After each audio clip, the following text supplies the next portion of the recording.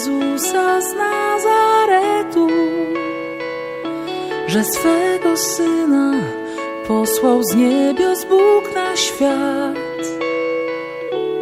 aby niewinnie cierpiąc zmarł za nasze grzechy i w pohańbieniu przyjął winę wszystkich nas. Dzięki Ci, Boże mój, za ten krzyż, który Jezus cierpiał za mnie. Jezus cierpiał za mnie. Dzięki Ci, Boże mój, za ten krzyż, który Jezus cierpiał za mnie. Jezus cierpiał za mnie. Uwierz w Jezusa, przecież On za Ciebie umarł i z miłości do nas przyszedł z nieba na ten świat. Błogosławiony ten, kto wierzy, choć nie widział. Zaufaj dziś Bogu, a na wieki będziesz żyć. Dzięki Ci, Boże mój, za ten krzyż, który Jezus cierpiał za mnie.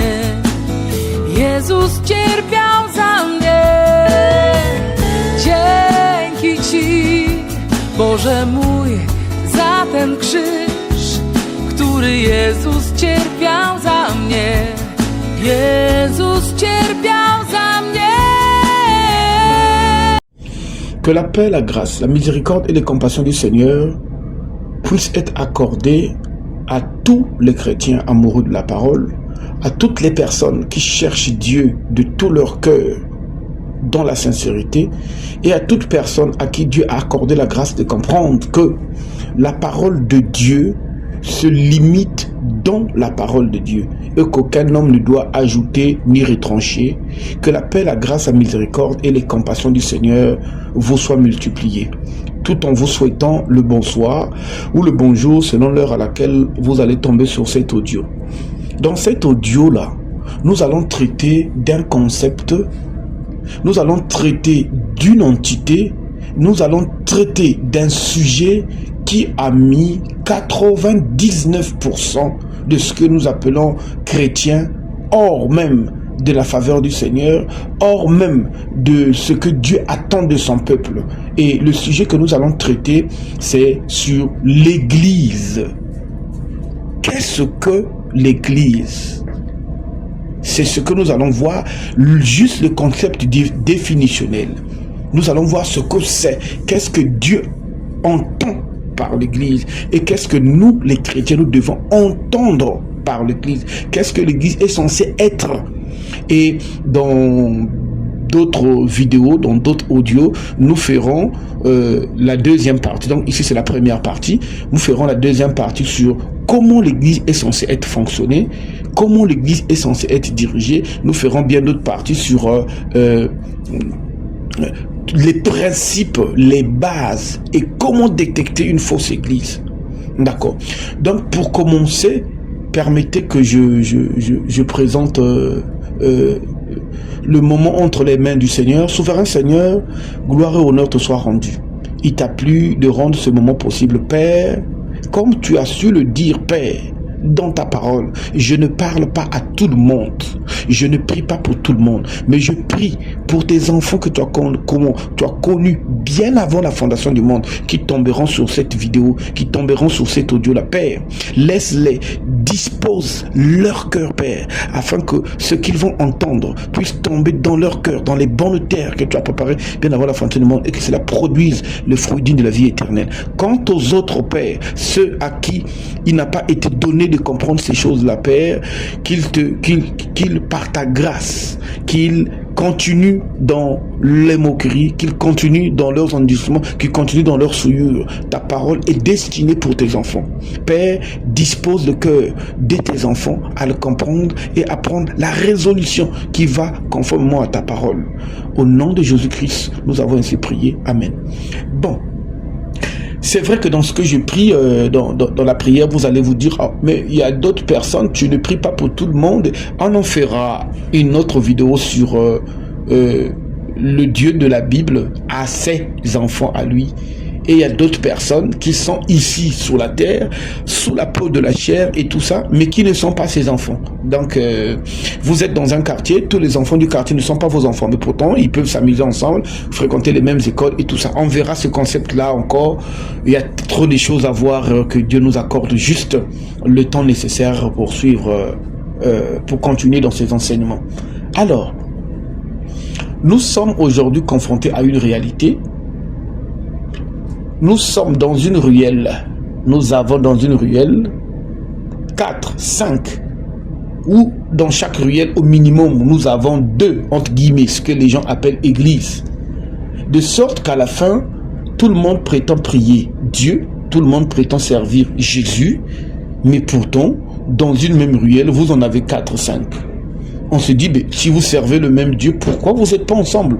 Donc vous allez voir là-bas, nous avons Tabernacle, Ministère Montagne de Feu, EEC, Église catholique, Ngunza, Église baptiste, Église presbytérienne, Église ceci, Église cela. Qu'à la fin, on se demande, mais c'est quoi cette multitude de, entre guillemets, 4 murs qui prétendent servir le même Dieu, qui ne s'entendent pas. Le pasteur d'ici ne peut pas aller prêcher là-bas. Le croyant d'ici ne peut pas aller croire là-bas parce que chacun est en train de combattre pour son petit pain et voilà qu'à la fin, on se dit, ben moi je suis de telle assemblée, toi de telle assemblée, moi je suis de tel pasteur, et cette foutaise-là que les gens ont masqué pour salir l'œuvre du Seigneur. Aujourd'hui, nous allons voir bibliquement qu'est-ce que Dieu appelle par église, bibliquement. Et si toute forme de 4 murs que vous fréquentez ne correspond pas à ça, alors suivez le conseil du Seigneur qui dit, sortez du milieu d'elle. N'oubliez pas que la Bible dit, large, spacieux, le chemin qui mène vers la perdition, mais resserré, le chemin qui mène vers la vie. Et peu le trouvent. Donc vous n'allez quand même pas dire que toutes ces églisettes, comme moi je les appelle, ces 4 murs que vous trouvez partout, ils ont la vérité. C'est pas possible. S'ils avaient la vérité, ils devaient être ensemble. S'ils avaient la vérité, ils devaient avoir le même esprit. Donc même vérité implique le même esprit, implique le même Seigneur. Mais si tu vois que chacun est dans son coin en train de se combattre pour son leadership, ça veut dire qu'ils n'ont pas... Bref, revenons à l'essentiel. N'oubliez pas, il est écrit dans 2 Jean, à partir du verset 9, quiconque va plus loin et ne demeure pas dans la doctrine de Christ n'a pas Dieu. Peu importe la bonne volonté que vous avez, peu importe votre mur de votre enceinte là est en or, avec panneaux, lumière, votre pasteur a un gros ventre, a une grosse voiture, a je ne sais, peu importe. Mais si vous n'avez pas la doctrine de Christ, vous n'avez pas Dieu. Ce n'est pas négociable. Dieu ne vient pas avec vous parce que vous avez la plus grande chorale, la plus grosse sonorisation, vous avez la plus belle décoration, votre entre guillemets église est 4 niveaux, et vous avez un studio, vous êtes implanté dans le monde entier et tout ça. Si vous n'êtes pas dans la doctrine de Dieu, il n'y en a pas. Dieu n'est pas avec vous. Alors, sur la base, notre base de fonctionnement va être selon les lois établies par le Seigneur. Selon les lois établies par le Seigneur, dans Deutéronome, tout le temps que je suis en train de lire, prenez votre temps d'écouter ça et comparez ce que je dis par rapport à ce qui est écrit. Ce que je veux dire ne se trouve que dans la Bible. Deutéronome 19, à partir du 15e verset, il est écrit que toute affaire doit être établi sous déposition de 2 ou 3 témoins. Nous trouvons la même écriture aussi dans Matthieu 18 à partir du 16e verset. Toute affaire doit être établie que sous déposition de 2 ou 3 témoins, excusez-moi. C'est-à-dire, si on veut savoir ce que c'est l'église, il faut qu'on demande aux témoins. Les témoins, c'est qui? Un témoin, c'est celui qui a vu, qui a entendu, qui a goûté, qui a touché Donc nous allons voir ceux qui ont vu, entendu, goûté et touché Dieu. C'est eux que nous allons voir pour nous dire c'est quoi une église. On ne va pas se fier aux hommes d'aujourd'hui. À ceux qui viennent, celui-là dit c'est mon église, c'est mon église, c'est mon église. À la fin on se demande mais l'église c'est quoi? Alors on est obligé de repartir depuis la première mention de l'église, c'est-à-dire la première fois qu'on avait écrit le mot, ou le mot Bible et le mot église apparaît dans la Bible. Le mot église apparaît dans la Bible dans Matthieu 16. Matthieu 16, à partir du 18e verset, le Seigneur Jésus, avec ses disciples, leur pose la question, mais qui dit-on que je suis, moi, le Fils de l'homme? Et chacun des disciples donne la réponse d'après ce que les gens pensent que Jésus est. Et c'est là où Pierre prend la parole. Pierre lui dit, pour nous, tu es le Messie, le Fils du Dieu vivant. Un de ces jours, on fera une vidéo à part. Vous trouverez dans notre chaîne YouTube une vidéo appelée « C'est qui le Messie, le Fils du Dieu vivant ?» Qu'est-ce que Pierre a voulu dire en disant le Messie, le Fils du Dieu vivant? Ça veut dire quoi cette expression-là? C'est tout un enseignement. Mais revenons. Sur la base de ce que Pierre va répondre, c'est là où le Seigneur Jésus lui dit « Tu es heureux, Simon, fils de Jonas, car ce n'est pas la chair et le sang qui te l'ont révélé, qui te l'ont fait comprendre, qui te l'ont intégré dans ton âme sur mon identité. Mais sur mon identité, là, sur cette pierre, je bâtirai mon église. J'insiste, bâtirai mon église. J'insiste, je bâtirai mon église. Alors là, c'est là où commencent les problèmes. Quand on regarde la traduction du Nouveau Testament qui a été écrit en grec, quand on cherche le mot église, on trouve que ce mot église a une racine grecque qu'on appelle akaleo. Akaleo, qui veut dire convoqué, appelé. Donc c'est une personne ou des gens qui ont été convoqués, appelés. Si tu as été convoqué ou tu as été appelé hors d'eux, on appelle ça akaleo. Et dans ce mot akaleo là, que on a tiré l'expression latine qu'on appelle ecclesia, que nous, dans la branche française, nous appelons nous église. Donc à la base, les akaléos sont des gens qui sortent d'un milieu qu'on les convoque. Donc ecclesia, ce sont des gens qui sont sortis d'un lieu pour appartenir à quelqu'un, pour être de quelqu'un. Donc quand Jésus dit « Je bâtirai mon église », il est en train de dire que je veux sur la base de cette vérité que tu vas dire de qui je suis, je veux former mon groupe à moi, mes gens à moi, que je vais prendre partout pour être à moi. Il y a une expression qu'on utilise nous en Kikongo qu'on appelle Mouke former et Kiri Amounou. Et Kiri, vous comprenez, non? Je vais former et Kiri Amounou.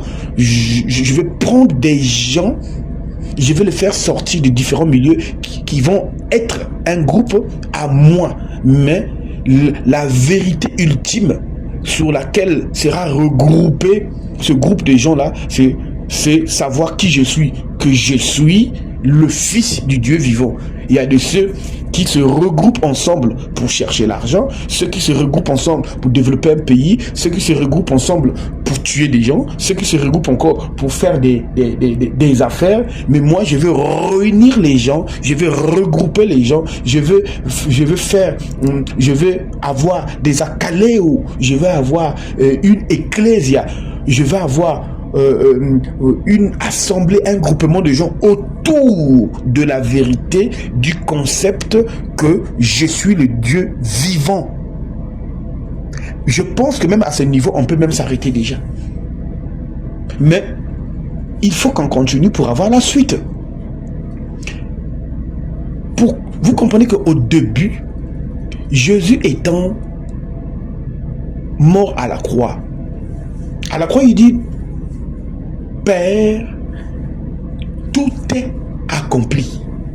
Quand Jésus dit tout est accompli, alors on se dit, il a bâti aussi son église, n'est-ce pas?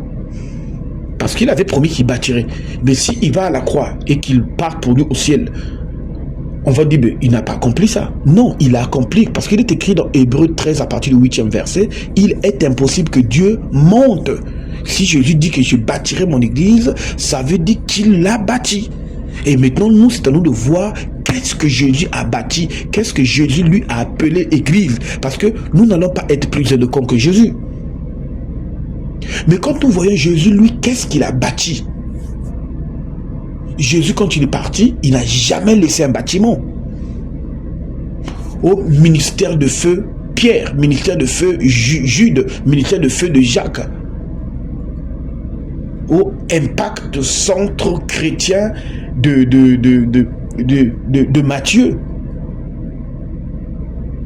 ou tabernacle de Jésus dans le feu qui est monté sur le Sinaï, des bêtises comme ça. Il n'a jamais laissé ça. À la fin, lui, qui il a laissé? Qu'est-ce qu'il a laissé comme église?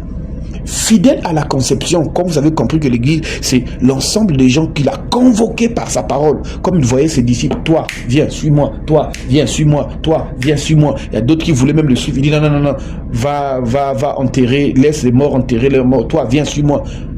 D'autres qui voulaient même le suivre. Il dit non, non, non, non. Le Fils de l'homme n'a pas où mettre sa tête, et ainsi de suite. Alors Jésus, qu'est-ce qu'il laisse lui comme église? Mais il laisse un groupe de gens sans bâtiment. Jésus n'a jamais laissé un bâtiment. Un groupe de gens qui prient dans des maisons. N'oubliez pas, Jésus n'a jamais laissé un bâtiment pour dire, mes disciples, je vous laisse là, voici l'église que je vous ai laissée. Jamais. Il n'a pas voulu laisser ça. Il n'a pas voulu laisser ça. Ça ne veut pas dire que ce n'est pas les moyens qui manquaient à Jésus. C'est les 4 murs d'aujourd'hui qui cherchent les disciples. Dans Acte 2, la première prédication de Paul, de Pierre, quand il prêche, il y a 3000 personnes qui croient. 3000 personnes en une seule prédication. Ça veut dire que si chacun pouvait mettre une pièce, il pouvait bâtir un grand bâtiment, comme le rêve de ces gens-là. Mais il ne l'a jamais fait. Parce qu'ils avaient la compréhension, comme eux-mêmes ils disent, nous avons la pensée de Dieu. Mais on ne va pas aller vite en besogne, il faut qu'on évolue. On va voir Jésus lui-même. Qu'est-ce qu'il dit? Jésus dit dans Matthieu 18, on vous allez lire à partir du verset 15, 16, 17, c'est-à-dire comment on règle le problème. Tu vas appeler ton frère, tu le dis. Si ton frère ne croit pas, tu appelles les témoins s'il ne croit pas. Le verset 17 qui m'intéresse, regarde. S'il, c'est-à-dire ton frère, refuse, Jésus dit, dis-le à l'église.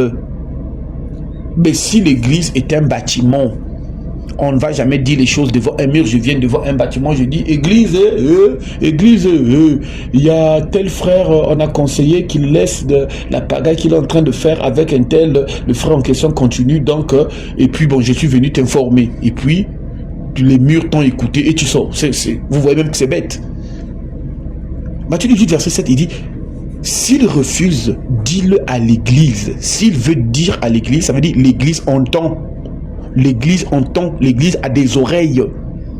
Et la Bible continue. S'il refuse d'écouter l'église, qu'il soit pour toi un païen, un publicain. Donc ça veut dire, si un frère se comporte mal, au niveau de l'église, au niveau de l'assemblée, au niveau de notre écurie, au niveau de notre groupe, au niveau de ceux qui ont été convoqués, au niveau de ceux qui ont été appelés, au niveau de l'assemblée, après l'avoir vu en privé, une fois que je finis de voir en privé, il refuse de changer. Je viens voir 2 ou 3 frères, ils refusent, et je viens voir l'ensemble des frères. C'est ça qu'on appelle l'église. C'est à eux que je viens dire. Et si ils refusent de changer, de se repentir, de changer de voix, la Bible dit, s'ils refusent d'écouter l'église, donc l'église que le frère là ne va écouter, c'est pas un bâtiment. Le frère là ne quittera pas pour dire, bon, les murs, qu'est-ce qu'on t'a dit là? Qu'est-ce que tu me conseilles? On parle des gens. Comment on peut être... comment nous avons pu laisser ces ventrus pastoraux là nous tromper que l'église est un bâtiment. église manifestation divine. Donc on a écrit sur un bâtiment église manifestation divine. Mais c'est une insulte au propriétaire de l'église.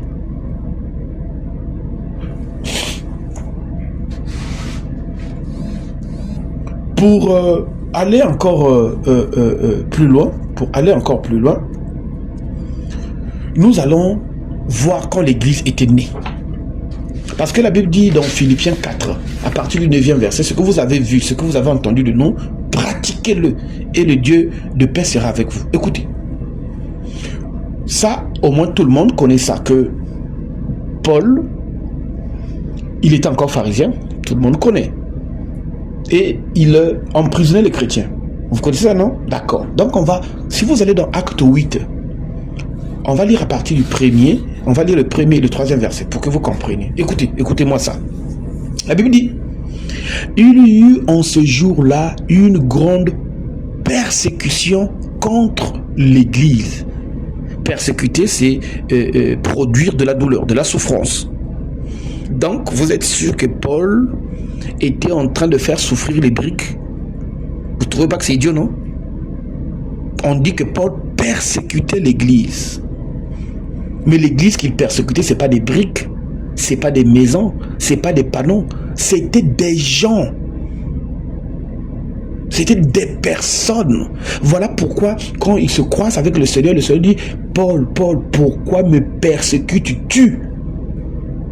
Parce que la Bible dit, celui qui vous reçoit, me reçoit. Celui qui vous rejette, me rejette. Celui qui vous partage, me partage. Celui qui vous visite, me visite. Donc, si tu fais du mal à un chrétien, c'est à Jésus que tu es en train de faire du mal. De même que si tu fais du mal à une femme, c'est à son mari que tu as attaqué directement. Oh là là, comment nous avons pu laisser ces gens-là nous blaguer à ce point-là. Acte 8, à partir du premier verset. Il y eut en ces jours-là une grande persécution contre l'église de Jérusalem. Écoutez. Et, donc la persécution en question, écoutez la conséquence. Tous les apôtres se dispersèrent dans les contrées de Juda et de la Samarie. Il est en train de persécuter l'église. Si l'église, c'est le bâtiment, ben chacun repart chez lui à la maison. Mais la persécution est telle que les apôtres ont fui Jérusalem, puisqu'ils étaient tous ensemble à Jérusalem au départ. Ça veut dire que Paul persécutait des personnes. Ce sont les apôtres, les croyants. Pourquoi vous voyez ça plus clair? Allez dans le troisième verset, toujours Acte 8, à partir du troisième verset. Et regardez, regardez. La Bible dit, Saul c'est Paul, hein, même si je suis en train d'intervertir. Saul de son côté ravageait l'église. Point, virgule. Regardez comment il ravageait l'église. Pénétrant dans les maisons, il arrachait hommes et femmes et les faisait jeter en prison. Donc, l'église que Paul ravageait, torturait, persécutait, ce sont des personnes. Il vient chez vous, tu es chrétien, paf, monsieur, madame, enfant, en prison. L'église, ce sont des personnes. Vous avez compris ça? L'église, ce sont des personnes. Oh là là, oh là là, oh là là. L'église, ce sont des personnes. Des personnes. J'insiste, des personnes, c'est pas un mur.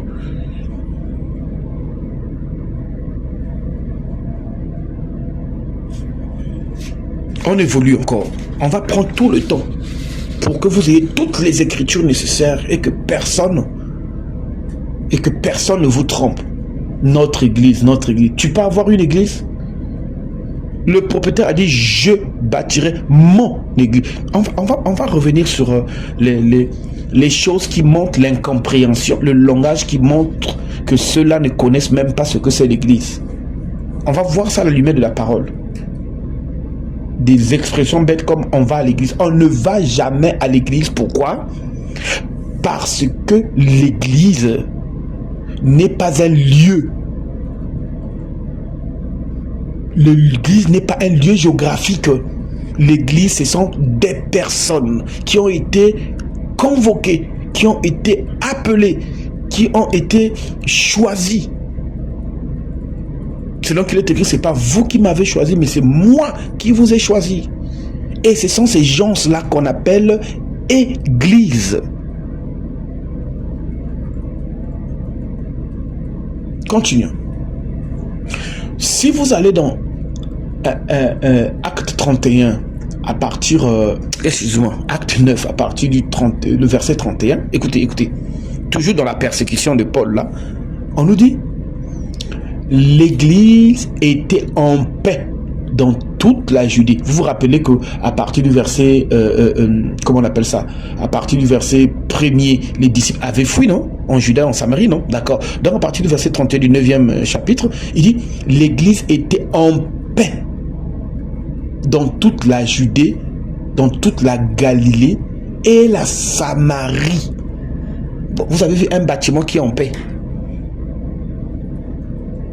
On parle des personnes. Quand on dit l'église était en paix, ça veut dire qu'au niveau de la Judée, au niveau de la Galilée, au niveau de Samarie, là-bas on ne les torturait pas, là-bas on ne les pourchassait pas, là-bas on ne les tuait pas. Dans l'église, j'insiste encore, la Bible insiste encore, ce sont des gens. Ce sont des gens. Si l'église, ce sont des gens, alors aucun pasteur n'a le droit de dire mon église. Parce qu'aucun humain appartient à quelqu'un. La Bible dit toutes les âmes appartiennent à l'Éternel. L'âme du petit comme l'âme du grand appartient à Dieu. Donc quand un pasteur te dit mon église, il est en train de parler de son business. Ce sont des expressions dès que tu cours, tu écoutes, tu fuis. Mon église.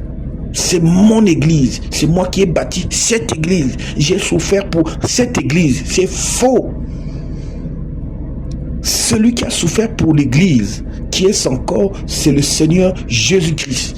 Si votre, entre guillemets, je l'appelle entre guillemets, pasteur dit, c'est mon église, j'ai souffert pour cette église, sortez de là. Il est en train de vous dire que c'est son entreprise, c'est son corps.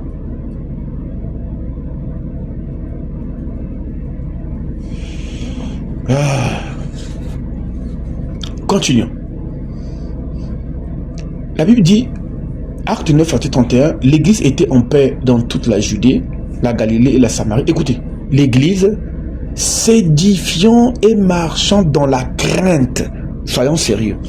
Vous avez vu un bâtiment, un lieu qui marche dans la crainte. Ce sont des personnes qui marchent dans la crainte du Seigneur. Marcher dans la crainte, c'est mener une vie en suivant les règles et les commandements du Seigneur. Vous avez vu un bâtiment suivre les règles et marcher selon les commandements du Seigneur. Un bâtiment. Oh là là, comment on a été aussi idiot pour croire à des bêtises comme ça. Et nous avons même des gens, des pasteurs, excusez-moi, hein, bon, je ne m'excuse pas, ils ne sont pas pasteurs. Nous avons ces hommes d'affaires, là, religieux là, qui osent même dire, ce sont mes brebis, ce sont mes fidèles. Ce sont mes brebis. Si vous avez, dès que vous écoutez un raisonnement comme ça, sortez de cette entreprise. Parce qu'il est écrit dans Jean 10, à partir du verset 27, Jésus qui dit, hein, Jésus dit, mes brebis entendent ma voix et me suivent. Les brebis appartiennent à Jésus. Nous sommes tous brebis, du pasteur au diacre, au dernier, celui qui balaye les bancs dans vos entreprises. Nous sommes tous brebis, rachetés par le même sacrifice qui a coulé à la croix. Si ton pasteur t'appelle sa brebis, ça veut dire que c'est lui qui est allé à la croix pour toi. Si ton pasteur t'appelle sa brebis, ça veut dire que lui, il n'a pas besoin de Jésus. Si tu es sa brebis, ça veut dire que lui, il est ton berger. Or, l'écriture déclare dans Psaume 23, l'Éternel est mon berger. L'Éternel est mon berger. Le monsieur là n'est pas ton berger. C'est le Saint-Esprit qui fait office dans quelqu'un et c'est le Saint-Esprit qui est notre berger. C'est pas un humain. Donc quand tu es quelque part où quelqu'un te dit ce sont mes brebis, les brebis de mon église ne peuvent pas aller là-bas, mes fidèles de l'église ne peuvent pas aller, sors de ce milieu. Car il est écrit dans Jean 21, à partir du verset Vous allez lire à partir du verset 14, 15, 16 par là. Vous vous rappelez quand Jésus est ressuscité, n'est-ce pas?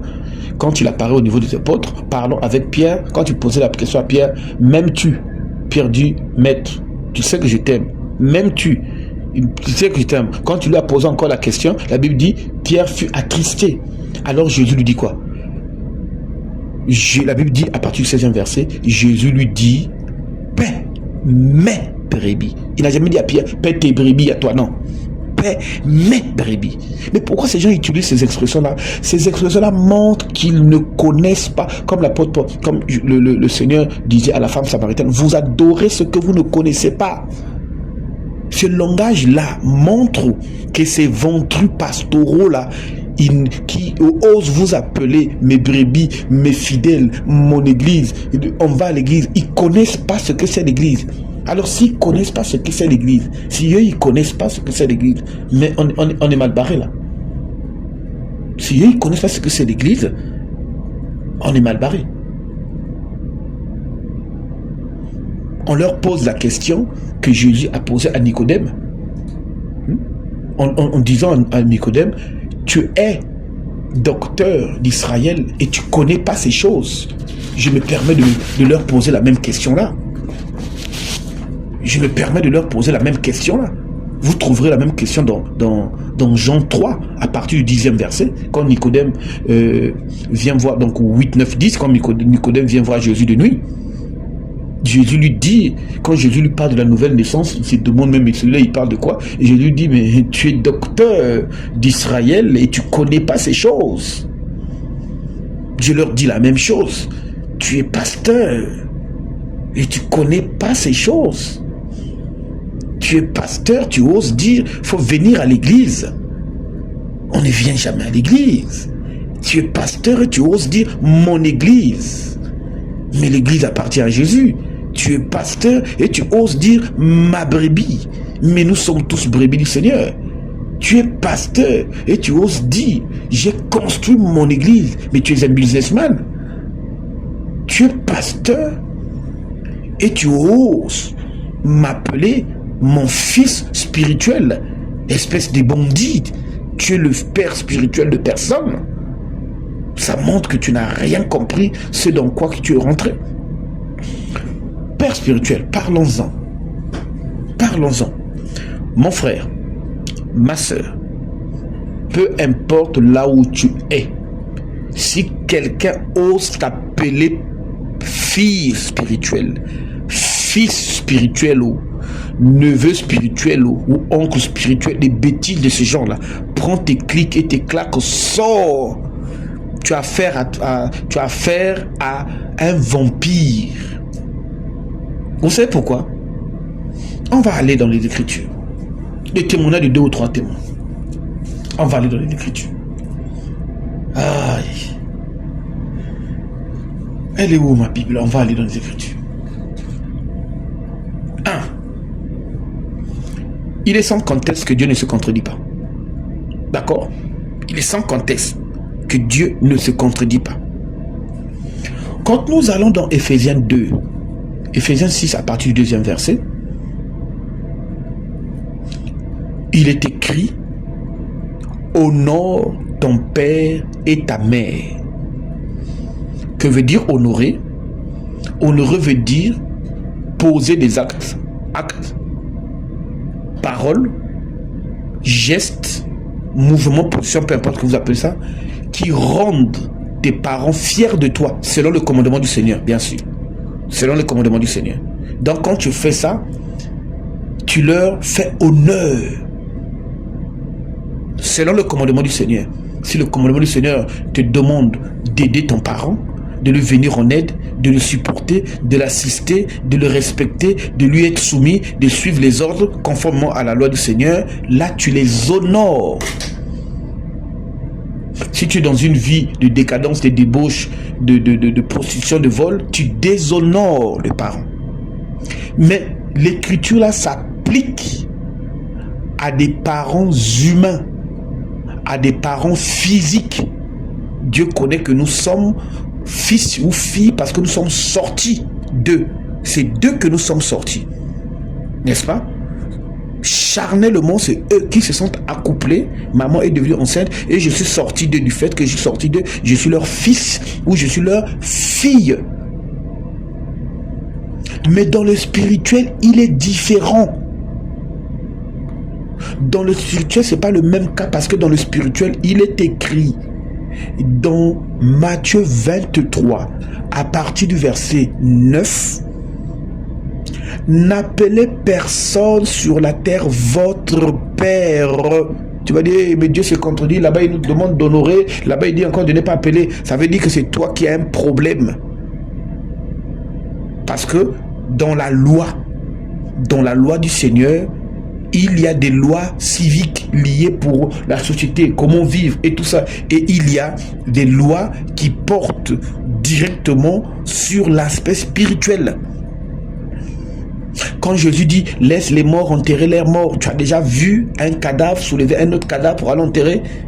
Tu comprends bien qu'il y ait des gens qui existent, mais ils sont morts parce que bibliquement, la mort, c'est la séparation avec la vie. Or, la vie, c'est Dieu. Il n'y a pas une autre source de vie que Dieu. Si tu es séparé de Dieu, tu es mort. Donc, quand Jésus disait « laisse les morts enterrer leurs morts », il est en train de dire « laisse ceux qui n'ont pas connu la lumière, ceux qui ne savent pas Dieu, aller enterrer leurs cadavres. Mais toi, viens, suis-moi. » Tu as compris ça? Maintenant, du fait que c'est comme ça, quand Jésus dit « n'appelez personne votre père », il ne parle pas de ton père biologique. Dieu ne se contredit pas.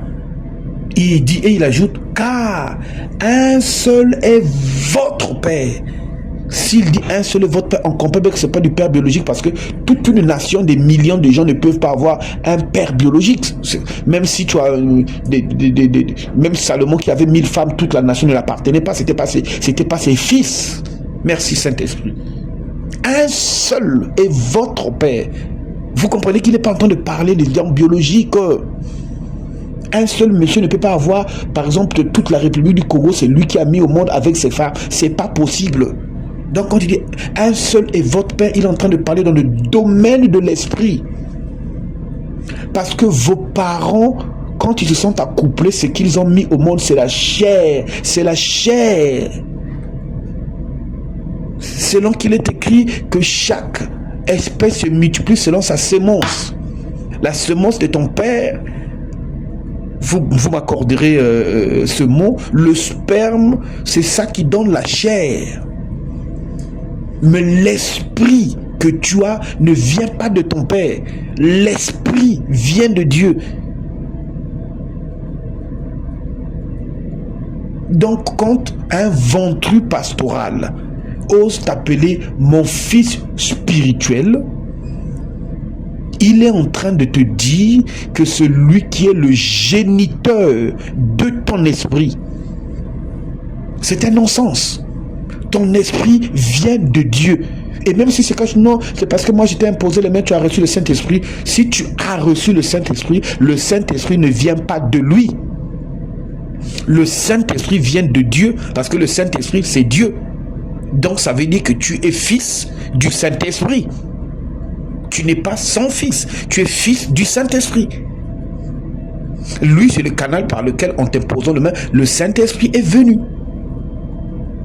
Il ne peut pas être ton père spirituel. La Bible ajoute encore dans Matthieu 23, toujours à partir du 8e verset, la Bible dit « Vous êtes tous des frères ».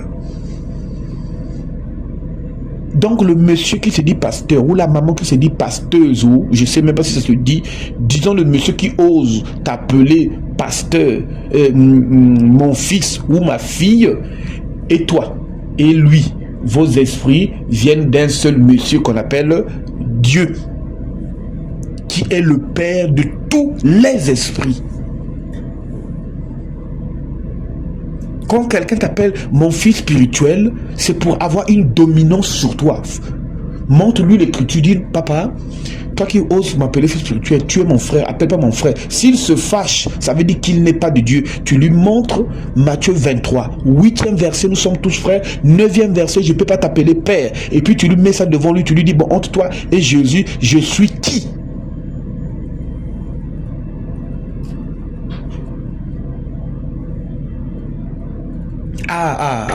leur verset préféré. Ils vont te dire, oui, mais Paul a appelé Timothée mon fils dans la foi. On va décortiquer ça. Mon fils dans la foi. Tu sais ce que c'est la foi? La foi est une ferme assurance des choses qu'on espère. Tu connais le verset là. Une démonstration de celles qu'on ne voit pas. Tu connais ce que c'est la foi? La foi est une aptitude de l'âme à croire, une aptitude de l'esprit. Plutôt une aptitude de l'esprit humain. Alors, laisse-moi t'informer ceci. Si je suis maçon, je forme des maçons, maçonnerie, des maisons, pas franc-maçonnerie. Je viens de leur transmettre des aptitudes et des compétences pour faire un travail. Dans ce travail-là, ils sont mes enfants de la maçonnerie, ou mon enfant de la pâtisserie, ou mon enfant de la couture, parce que je viens de lui donner des aptitudes. Mais tu comprends bien avec moi que même quand il est mon enfant de la maçonnerie, je ne suis pas son père biologique. Est-ce que tu comprends ça? Il a d'abord un père biologique et puis il est venu chez moi. Je lui ai transmis parce que je sais des aptitudes à faire un travail. Donc ça devient mon fils dans un métier. C'est ce que Paul fait avec Timothée. Paul n'a pas transmis l'esprit. C'est pas lui qui est le géniteur de l'esprit de Timothée. Ce n'est pas lui qui est le géniteur du Saint-Esprit. Paul, lui, a transmis la foi, selon qu'il est écrit, Éphésiens 2, à partir du 8e verset, nous sommes sauvés par grâce au moyen de la foi. Et cette foi-là ne vient pas de nous, c'est un don de Dieu. Donc ce n'est même pas un don de Paul. Paul est un élément par lequel, de par sa bouche, le don qui quitte le ciel traverse par Paul et rentre dans Timothée. Et quand ça rentre dans Timothée, vu que Paul est l'élément par lequel cette foi-là est sortie pour rentrer dans Timothée, cette compétence-là, Paul devient son père dans la foi, mais pas le père de son esprit, le père de cette compétence, de cette capacité de croire. Mais son esprit vient de quelqu'un d'autre. Son esprit n'a pas quitté pour rentrer dans Pierre, dans Paul, pour que Timothée ait l'esprit. Vous comprenez? L'esprit, ton esprit humain, depuis qu'il est né, c'est Dieu qui a donné l'esprit. Quand il était depuis le ventre de sa mère et quand il est sorti, il a reçu l'esprit humain. Et c'est cet esprit humain-là que Dieu est le Père de tous les esprits. Donc c'est pas parce que tu m'as présenté l'évangile que tu deviens mon père spirituel. Non. Le père spirituel, il n'y en a qu'un seul, c'est Dieu. Si toi tu es mon père spirituel, maintenant Dieu est qui pour moi? Et il y a d'autres. Il était Bradamis, père spirituel, comment tu l'appelles déjà? Père spirituel, Bradamis. Quand tu deviens Aluzolo, père spirituel devient Aluzolo. Demain, après-demain, il devient EEC, père spirituel. C'est n'importe quoi. Tu as vu un enfant combien de pères? C'est un non-sens. Nous sommes tous frères. Si quelqu'un ne veut tout le monde que tu l'appelles mon père dans la foi, il souffre du syndrome de la titrologie. Ce syndrome-là qui pousse les ventrus, les gens qui veulent avoir de l'ascendance sur les autres. Pour dire je suis ton père, ça te met toujours en position de fils. Comme ça, tout ce qu'il va dire, non, faut dire tu es un frère. À l'image, le Seigneur prenait toujours l'image des brebis pour monter. Vous êtes tous des brebis. Et le berger, c'est lui. Nous sommes tous les moutons de Dieu. Donc si tu es un mouton, tu m'as permis de venir manger l'herbe fraîche chez toi en disant viens ici à l'herbe fraîche, tu ne deviens pas le berger quand même. Tu restes un frère mouton. Mais tu as eu la grâce de me dire moi j'ai les herbes bien ici, arrête de manger la poubelle, viens manger avec moi. Mais tu ne deviens pas le berger parce que tu m'as montré là où on mange des herbes fraîches. Non. Parce que toi-même, pour manger les herbes fraîches, là, c'est le brebis, c'est le berger, selon qu'il est écrit, il me conduit vers les verts pâturages. Et toi, et moi, c'est lui qui nous a conduits.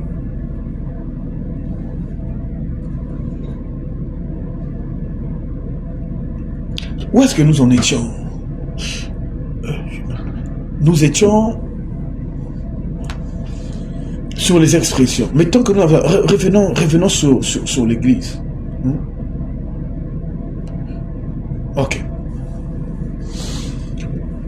Pour continuer encore, j'ai déjà cité plus de 2 ou 3 témoins, mais nous allons casser ce problème-là une bonne fois et que le peuple du Seigneur soit libre. Libre. Et ce concept-là, qu'il n'y avait pas 4 murs, églises, les bêtises, disant en donnant l'argent, nous allons cotiser pour construire le temple de Dieu. C'est une connerie. Il est écrit dans 1 Corinthiens 6 à partir du verset 19, votre corps est le temple du Saint-Esprit. Quel temple veux-tu qu'on construise? On est là en train de vous arnaquer, donner l'argent, on doit payer le courant du temple, on doit payer les chefs, on doit climatiser et tout ça. C'est ton bureau, c'est ton entreprise que tu es en train d'arranger. Mon corps est le temple du Saint-Esprit. Non, donnez l'argent, on va faire la maison de Dieu, il faut arranger. Qui t'a dit que la maison de Dieu, c'est les 4 briques là que tu montes avec des tôles et tout? Dieu, le glorieux Seigneur, il va construire une maison qui est un truc aussi nul que les briques là. L'Écriture déclare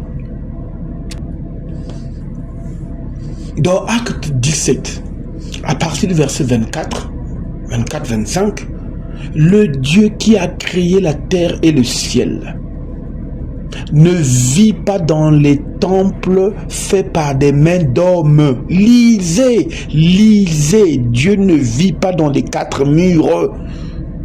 La maison de Dieu, c'est pas là où vous donnez l'argent pour faire climatiser. Ce n'est pas ça. La maison de Dieu, c'est Hébreux 3:6 qui est écrit. La maison de Dieu, c'est vous.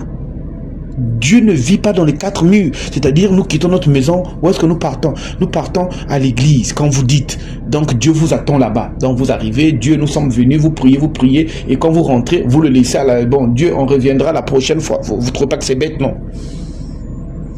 Si tu veux prier, rentre dans ta chambre en secret. Le Père qui t'écoute dans le secret te reprendra dans le secret. Ça veut dire que le Père, tu l'as avec toi. Selon qu'il est écrit, celui qui garde mes paroles, moi et mon Père, nous viendrons demeurer en lui. Pourquoi cette aptitude de se laisser toujours moutonner là, qu'on vous conduise? Prends le verset là, va montrer à ton, entre guillemets, pasteur, tu lui dis, Acte 14-27, il dit que Dieu n'habite pas ici. Toi, tu me dis quoi? Il va dire, oui, mais Dieu n'habite pas ici, mais il faut quand même venir ici parce que, tu lui dis, il n'habite pas ici. Il n'habite pas ici. Et donc, s'il y a là où il faut maximiser en termes de dépenses, maximiser les dépenses dans les hommes. Vous avez des veuves, des orphelins, ceux qui n'ont pas de métier, ceux qui cherchent un petit fonds de commerce et tout. Les étages que vous construisez, les climatiseurs que vous mettez, tout, on s'en fout. Maximisez sur les hommes et non sur la pierre. Maximisez sur les hommes. Oh là là là là là là. Ouh. On va prendre l'exemple quand on avait toujours dans la persécution, quand on avait enfermé Pierre en prison. Quand nous allons dans Acte 12, vous allez lire ça à partir du premier verset et qu'on sort. Moi, je viens directement au verset 5. Une fois qu'on a déjà mis Pierre en prison, écoutez ce que la Bible dit. Pierre donc était gardé en prison, écoutez, et l'Église ne cessait d'adresser pour lui les prières à Dieu. Donc l'Église prie, l'Église parle, l'Église pleure devant Dieu. Donc ce n'est pas des briques. Ce sont des gens qui se procèdent du Seigneur. Souviens-toi les pierres qu'on a pris en prison à cause de ton œuvre. Fais-lui grâce et sortir et tout. C'est l'Église. Mais ces gens-là savent, ces pastoraux ventrus là savent que si vous avez cette vérité-là, ils perdent la vie de luxe qu'ils gagnent derrière vous. Alors on vous met dans l'ignorance. Ils sont censés vous prêcher tous les jours. L'église, c'est pas ici. C'est vous. Dieu vit en vous. Arrangez votre relation avec Dieu. Mais ce n'est pas ici. C'est pas un péché de se rassembler. La Bible déclare que l'église se rassemblait. Et qui plus est, hein, dans des maisons. Parce que l'argent que vous gaspillez, terrain cher, construction chère et tout ça, c'est une bêtise. On va y revenir, une chose à la fois, une chose à la fois. Vous avez vu, dans l'église pleure, l'église parle.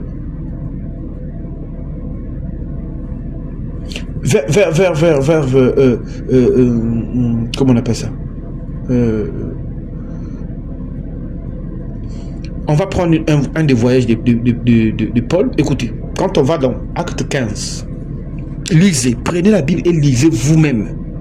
Et soyez libre. Vous connaîtrez la vérité vous rendra libre. Acte 15 à partir du 3e verset. Regarde ce qu'elle dit. Après avoir été accompagné par l'église, Paul, poursuivit leur route à travers la Phénicie. Donc, l'église marche, l'église se promène. Quand on a dit que Paul a été accompagné par l'église, ça veut dire ses propres frères l'ont accompagné. Là, on te laisse au port pour que tu prennes un bateau. Voilà pourquoi on dit, ils ont été accompagnés par l'église. Oh, on est où là? On est où là? Oh là là.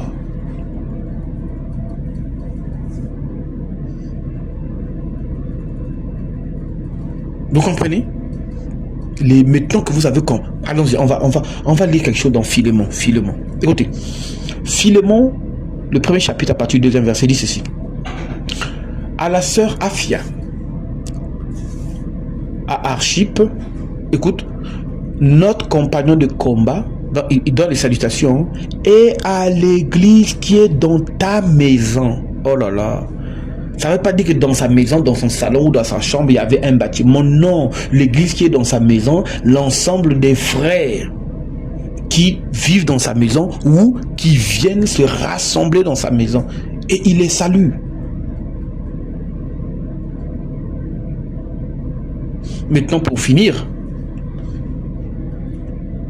quand vous êtes dans Apocalypse 3, à partir du 22e verset, qu'est-ce que la Bible dit? Que celui qui a des oreilles entende ce que l'Esprit dit aux églises. Dans les églises, écoute. Ils ont des oreilles, ce n'est pas des murs.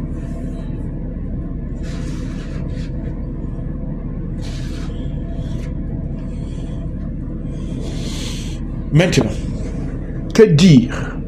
Que conclure au-delà de tout ça? Notre point était un concept définitionnel aujourd'hui. On verra le fonctionnement après.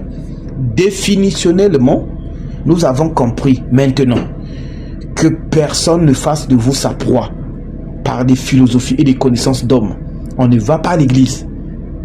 Aucun homme ne peut dire c'est mon église. Aucun homme ne peut te dire tu es mon fidèle ou ma fidèle. Aucun homme ne peut te dire que tu es ma brebis. Aucun homme ne peut te dire non, donnons l'argent, on va construire l'église. Aucun homme ne peut te dire on va construire le temple. Aucun homme ne peut te dire tu es mon père, je suis, comment on appelle ça là? Comment ils appellent ça? Je suis ton père spirituel.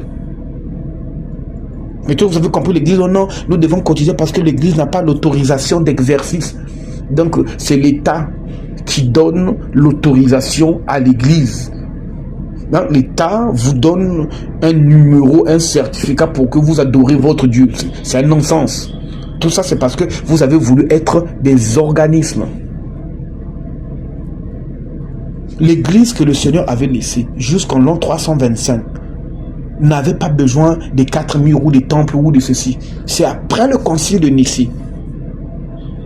Après le concile de Nicée que Constantin commençait à leur donner, comme toutes les religions, toutes les tendances, toutes les sectes qu'il y avait là-bas avaient leur temple, il a commencé à leur donner les temples réservés à Jupiter pour qu'ils prient. Quand il a fini de gagner sa guerre, après, on verra le plan historique quand on va voir l'histoire de l'église. Il faut bien qu'on voie ça. C'est là où ils ont commencé à avoir des temples. Mais Jésus n'avait pas laissé ce concept-là. L'église a toujours... Oui, revenons. Maintenant, comment faut-il faire? La question vous dites, oui, mais moi je communique quelque part. Comment faut-il faire? Première chose, là où tu communiques et tout, première chose, recule de 3 pas.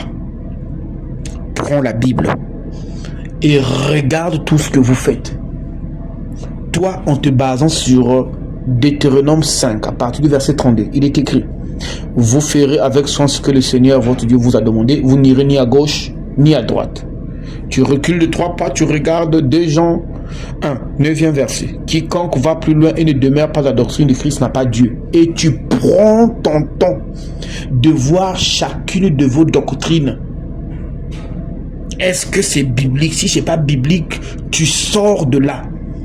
Si tu es dans tous 4 murs qui portent l'enseigne église temps, ministère temps, tabernacle temps et tout ça, sortez. On leur posera la question: vous êtes pasteur et vous ne connaissez pas ces choses. Vous êtes pasteur et vous ne connaissez pas que l'église n'a jamais été un bâtiment. Vous êtes prophète, apôtre, docteur, vous ne connaissez pas que l'église, c'est pas un temple fait par des mains d'hommes. Dieu ne vit pas là-bas. C'est si simple que ça. Et tu dis la question la plus évidente: mais si je sors de là, mais qu'est-ce que je vais devenir? Qu'est-ce que tu vas devenir? La question n'est même pas se poser. Qu'est-ce que tu vas devenir par rapport à qui? Par rapport à Dieu. Mais Dieu a toujours été avec toi. L'Écriture déclare: ton corps est le temple du Saint-Esprit. L'Écriture te déclare: tu es la maison de Dieu. Alors que veux-tu? Ah, la bonne question. Et comment ferais-je pour avoir des enseignements? Mais c'est si simple que ça. Tu te rapproches des frères que tu juges dignes qu'ils ont les enseignements conformément à la Bible. Fais comme les Béréens de Acte 11. Et tu vérifies si tout ce qu'eux ils prêchent est conforme à la Bible. Mais arrêtez de former votre ONG, votre organisation, votre hiérarchie pastorale qui traîne là où c'est le pasteur. Et puis les jours, il commence à vieillir, il positionne déjà son fils. Ça devient un héritage familial. Tous les pasteurs, généralement, leurs fils déjà sont là. Et c'est tous ceux qui ont un peu d'argent là, tous ceux qui travaillent dans les bonnes sociétés là, qui sont autour du pasteur. Et si c'est la fille du pasteur qui va épouser, c'est toujours le meilleur socialement de tous les hommes. Et les autres sœurs, c'est comme ça. Et le pasteur, c'est son anniversaire, c'est tapis rouge, sachant que vous êtes tous brebis. La Bible dit: celui qui veut être le plus grand de tous, qui doit être serviteur. Donc le bon pasteur devait même être là, c'est lui qui balaye. Quand vous venez là, c'est lui qui est en train de balayer. C'est lui qui est censé vous mettre même tapis rouge pour dire rentrez. Parce que c'est ça le serviteur. Vous n'êtes pas là pour le servir, c'est votre frère. Et tous ces éléments-là vous permettent de savoir que vous êtes en plein nicolaïsme, vous êtes dans un milieu où Dieu n'est pas. Vous êtes dans un milieu où Dieu il n'est pas là. Comprendre déjà ce que c'est l'église et voir tous ces aspects-là, l'Esprit de Dieu n'est pas là. Alors, si ton souhait, c'est ton âme, si ton souhait, c'est de rester dans la ligne droite de l'évangile, si ton souhait, c'est appliquer 2 Jean 1,9, quiconque ne demeure pas la doctrine qui n'a pas Dieu, si tu veux avoir Dieu, reste dans sa parole. Où vous êtes là, c'est papa pasteur avec une chaise à côté, maman pasteur. C'est quoi? Une grosse photo de papa pasteur affichée devant ministère de je ne sais quoi. Et Dieu n'est pas là. C'est du bruit, c'est du folklore. C'est du bruit, c'est du folklore. Et la question la plus évidente, c'est: mais où trouver les frères qui partagent cette vérité? Où trouver des frères qui peuvent avoir, quand ils prêchent, que tu suives de A à Z, si ce qu'ils prêchent, ce qu'ils font sont dans la doctrine? C'est si simple que ça. Il y en a partout. Aussi vrai que tu es fils de Dieu, tu les croiseras. Il y en a partout. Dieu a toujours un peuple qu'il a réservé, qu'il a mis à part pour ça. Maintenant, le plus immédiat, si tu en trouves déjà, ok. Mais le plus immédiat, je te proposerai de contacter un des frères. Pour ceux qui sont à Pointe-Noire, on l'appelle Keldesh. Le frère Keldesh, qui répond au 06 838. Qu'est-ce que je dis? Excusez-moi. 06 856 20 38. 856 20 38. Ou bien, pour ceux qui sont à Brazzaville, à la fin de la vidéo, ou bien un autre frère, le frère Habib, qui répond au 06 607 84 30. Les deux là sont à Pointe-Noire, que je connais. Et pour ceux qui sont à Brazzaville et d'autres lieux, vous pouvez les appeler. Ils ont bien d'autres frères dans d'autres localités qu'ils peuvent vous dire Bible à la main. Bible à la main. N'intègre nulle part. Bible à la main. Va auprès de tels frères. Prie avec eux et vérifie ce qu'ils te disent, c'est conforme à l'évangile. Si vous en connaissez déjà, tant mieux. Parce que le but des chrétiens, ce n'est pas rassembler le monde pour dire moi j'ai 3000 brebis, moi j'ai 4000. C'est n'importe quoi. Le but, c'est que quelqu'un, là où il se retrouve, 2 ou 3, mais qui soit dans le vrai évangile, le Saint-Esprit viendra confirmer leur foi. Vous comprenez? Vous comprenez ça? Le but, ce n'est pas, oui, tu nous fais sortir de là où nous sommes pour nous amener. On vous emmène nulle part. On vous demande même. Trouve dans ton quartier, dans ton secteur, dans ton arrondissement, 1 ou 2 ou 3 ou 4 personnes qui partagent la même foi là. Vous restez dans la Bible. Dieu vous visitera avec son Saint-Esprit. Il est Dieu ou pas? Vous l'appelez maître des temps et des circonstances, non? Il est Dieu ou pas? Il est Dieu ou pas? Mais comme vous êtes né dans des mouvements, vous êtes né dans les fréquentations, mais là où je suis, si je laisse Écodie, je laisse la chorale, je laisse Quilombo, je laisse le diaconat, je laisse le message, je laisse tous ces trucs là, tu te rends compte que tu t'inquiètes pas si je laisse la parole. Ah, tu t'inquiètes de laisser mes amis, mes groupements, mon poste, mon habitude et tout ça. Dans tout ça là, il n'y a pas si j'inquiète ta parole. Mais si ton âme aspire à la vérité de l'évangile, alors va, mets-toi à genoux dans ta chambre en secret, dis Seigneur, j'ai compris ce moment d'exhortation. J'ai compris ce moment d'enseignement. Alors conduis-moi vers ceux qui restent dans ta doctrine pure. Et toi, tu prends la Bible, tu vérifies. Le seul conseil que je peux te donner, mon frère, ma soeur, ton âme est chère. Ne la vends pas juste parce que je suis habitué de là-bas, je suis né là-bas, on m'a fait ceci. Non, tu as la grâce d'écouter ça, que Dieu développe ton esprit, que Dieu développe ton esprit par le Saint-Esprit, qu'il te dote du discernement de l'esprit. Et est la parole comme épée pour discriminer, ça c'est de Dieu, ça c'est pas de Dieu, ça c'est de Dieu, et reste dans la ligne droite partout où tu vas.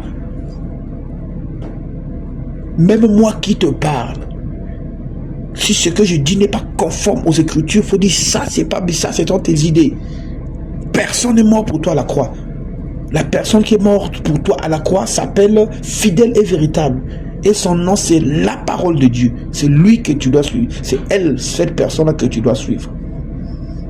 Sur ce, bien d'autres vidéos, bien d'autres audios suivront la suite de ça pour étayer. Nous allons voir comment doit fonctionner, partie numéro 2, comment doit fonctionner l'Église, conformément à la parole. Comment doivent fonctionner les frères et sœurs qui se regroupent dans des maisons des autres. C'est ça, ce que nous appelons entre parenthèses aujourd'hui cellule de prière. C'est ce que la Bible appelait en fait voici Dieu, et ne dépendait de personne. Ça, on verra comment l'Église doit fonctionner à la partie 2. Souverain Seigneur, maître des temps et des circonstances, merci de ce moment. Tu as permis que mon frère, ma sœur, écoute ce moment d'enseignement, d'exhortation. Le but étant, Père, c'est de pointer tout le monde à la croix. À la croix. Pas de les ramener vers les hommes, mais à la croix, au pied du Maître. À la croix, au pied du Maître. Merci de ce que tu as titillé son esprit. Merci de ce que tu as touché son esprit. Merci de ce que tu as ouvert ses yeux. Tu as ouvert ses oreilles, qui commencent à voir et comprendre les choses différemment selon ton esprit. Cette bonne œuvre que tu as commencé dans chacun de ceux à qui tu as touché, puis tu continues avec ça. Et je les soumets entre tes mains au nom de Jésus-Christ de Nazareth. Amen.